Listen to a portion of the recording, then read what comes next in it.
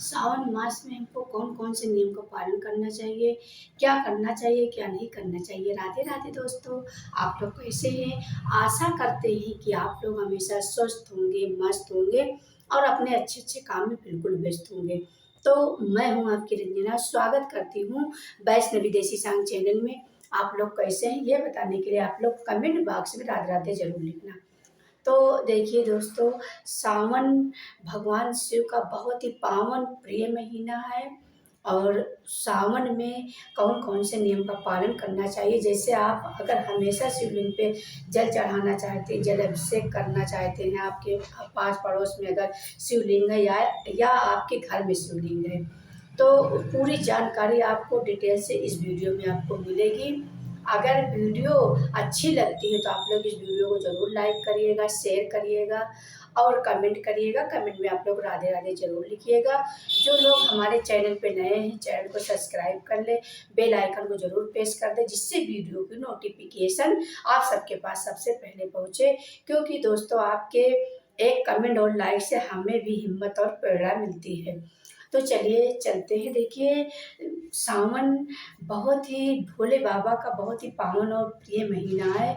सावन में हर प्राणी को शिवलिंग पे जल चढ़ाना चाहिए, पूजा अभिषेक करनी चाहिए। तो सावन के पहले सोमवार के दिन हमको कौन कौन से नियम का पालन करना है, क्या करना है, क्या नहीं करना। तो देखिए, सावन के सोमवार के दिन हमको सुबह प्रतिदिन का नियम बना लेना है। सुबह आपको सोमवार के दिन, आप रविवार के दिन बाल वाल धुल लेना है। और सावन के सोमवार के दिन आपको सुबह ब्रह्म मुहूर्त में उठ जाना है। ब्रह्म मुहूर्त में उठ के आपको क्या करना है कि आप पहले जब आप उठें तो आप पूरी रीढ़ की हड्डी सीधी कर लें। रीढ़ की हड्डी सीधी करने के बाद उसके बाद में आप क्या कहें, आप अपनी हथेली से गर्म करें और बोलें, कराग्रे वस्ते लक्ष्मी, कर मध्य सरस्वती, कर मूले तु गोविंदा, प्रभाते कर दर्शनम।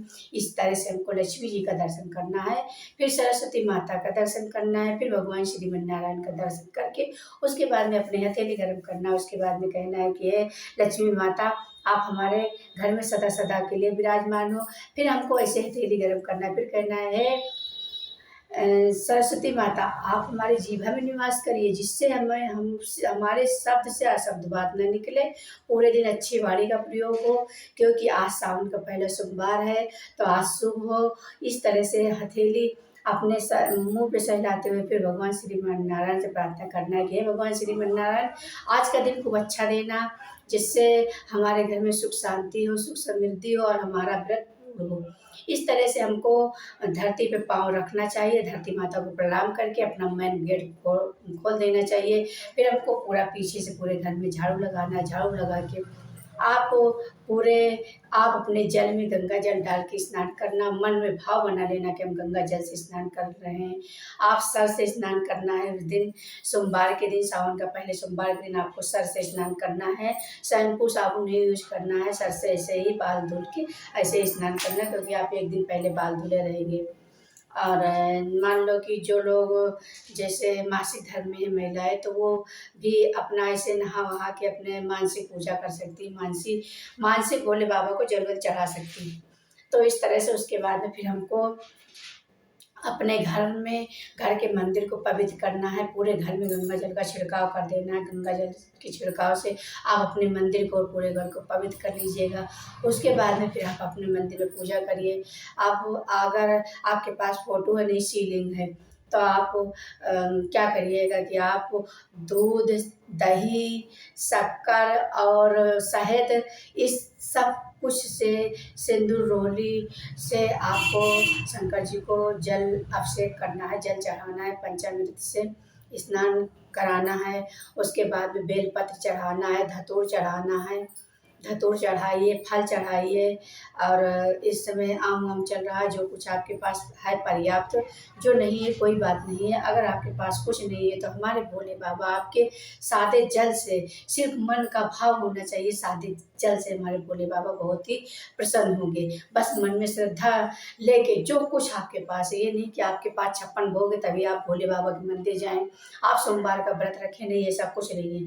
आपको सादा जल ही लेकर, अगर आपके पास कुछ नहीं है तो आप सादा जल लेके जाइएगा और शंकर जी के मंदिर जरूर जाइएगा, वहाँ जल चढ़ाइएगा।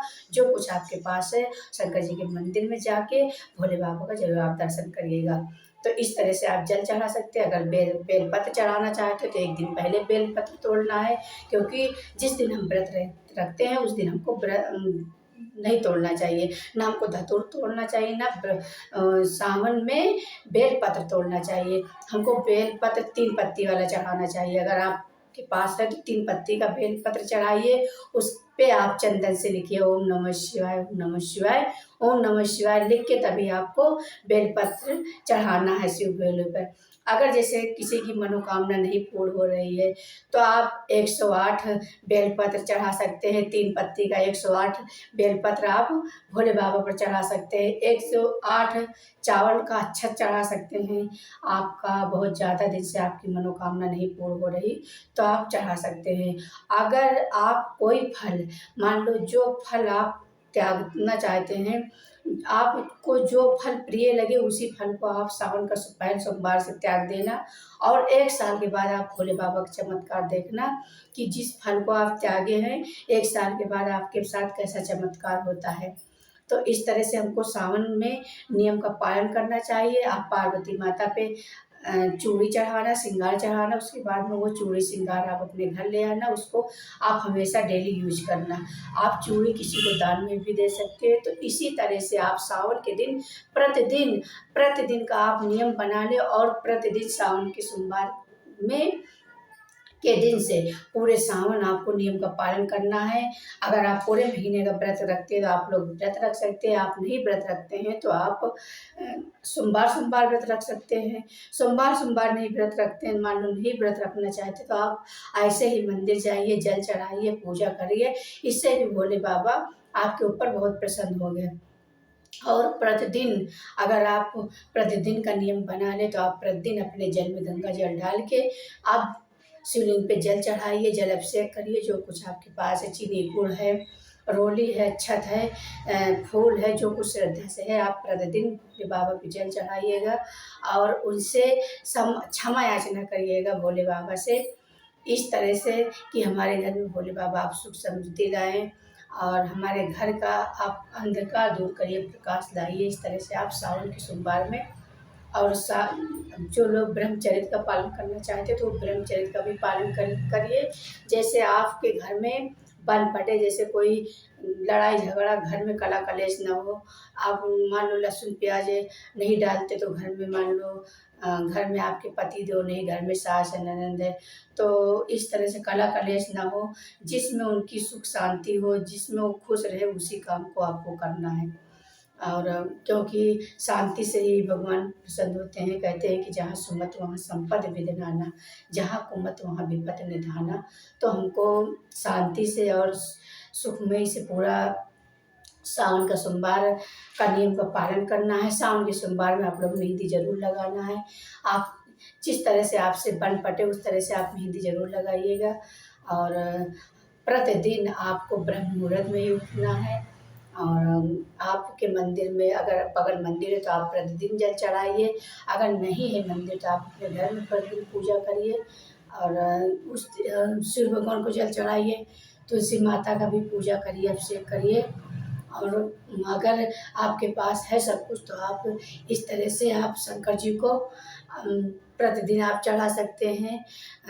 पूरे सावन आप मंदिर जा सकते हैं, पूरे सावन मंदिर जाइए और प्रतिदिन आप भोले बाबा को जल चढ़ाइए, जल अभिषेक करिए। इस तरह से भोले बाबा हमारे बहुत पसंद होते हैं और मन वांछित फल प्राप्त करते हैं। तो सावन में आप लोग नियम का जरूर पालन करिएगा और सावन में प्रतिदिन आप लोग अपने जल में गंगा जल डाल के ही स्नान करिएगा, क्योंकि सबके घर में गंगा जल जरूर होगा। जैसे कि हमारे घर में के मंदिर में हमेशा गंगा जल रहे, तो आप लोग अपने घर के मंदिर में हमेशा गंगा जल रखना। देखिए हमारे यहाँ प्रयागराज का भी जल है और गंगा जल देखिए रखा हुआ है। तो हमेशा आप लोग ये करिएगा कि आप अपने मंदिर में ज़रूर, क्योंकि अगर जिसके घर के मंदिर में गंगा जल नहीं रहता तो उसका मंदिर हमेशा अधूरा रहता है। तो आप लोग गंगा जल ज़रूर मंदिर में रखिएगा। और ये सावन से आप लोग प्रार्थना कर लें, और प्रतिदिन आपको गंगा जल डाल के तभी आपको शिवलिंग पे जल चढ़ाना है, और सूर्य भगवान को जल चढ़ाना है, तुलसी माता पे जल चढ़ाना है, और गंगा जल ज़रूर डाल लीजिएगा। जब गंगा जल आप डालेंगे तो आपको गंगा स्नान का प्रतिदिन का फल मिलेगा, क्योंकि सावन में कहते हैं कि गंगा स्नान करने से बहुत ही फलदायी होता है। कहते हैं व्यक्ति के जन्मों जन्मों के पाप नष्ट हो जाते हैं और वो व्यक्ति वैकुंठ लोक को जाता है। तो इस तरह से आप लोग अपने घर के मंदिर में ज़रूर गंगा जल रखिएगा। और अगर आप विष्णु जी का फ़ोटो रखे तो संग में आप शंख ज़रूर रखिएगा, क्योंकि शंख हमारे विष्णु जी का प्रतीक है और शंख का भी एक उनका जन्म हुआ है। तो इस तरह से आप लोग सावन में नियम का पालन करना। प्रतिदिन आपको ये नियम करना है कि आप अपने जल में गंगा जल डाल के स्नान करिएगा, और अपने जल चढ़ाते समय आप गंगा जल डाल के तभी आप शिवलिंग पे जल अभिषेक करना है, जल चढ़ाना है। जो भी आपके पास है, दूध, दही, शक्कर, चीनी और शहद, लेकिन गंगा जल ज़रूर डालिएगा। सब कुछ डालने के बाद गंगा जल ज़रूर डालिएगा। तो दोस्तों, मेरी वीडियो यहीं तक है। अगर मेरी वीडियो आप लोग को अच्छी लगती है तो आप लोग इस वीडियो को ज़रूर लाइक करिएगा, शेयर करिएगा और कमेंट करिएगा। कमेंट में आप लोग राधे राधे ज़रूर लिखिएगा, क्योंकि आपके एक लाइक और कमेंट से हमें भी हिम्मत और प्रेरणा मिलती है कि हम आपके बीच में अच्छी अच्छी वीडियो ला सकें। तो फिर मिलते हैं किसी अच्छी वीडियो के साथ। तब तक के लिए राधे राधे। आप लोग जहाँ रहें स्वस्थ रहें, सुरक्षित रहें और अपने अच्छे अच्छे काम में हमेशा व्यस्त रहें। किसी की निंदा चुगली में कभी ना व्यस्त रहें। राधे राधे दोस्तों।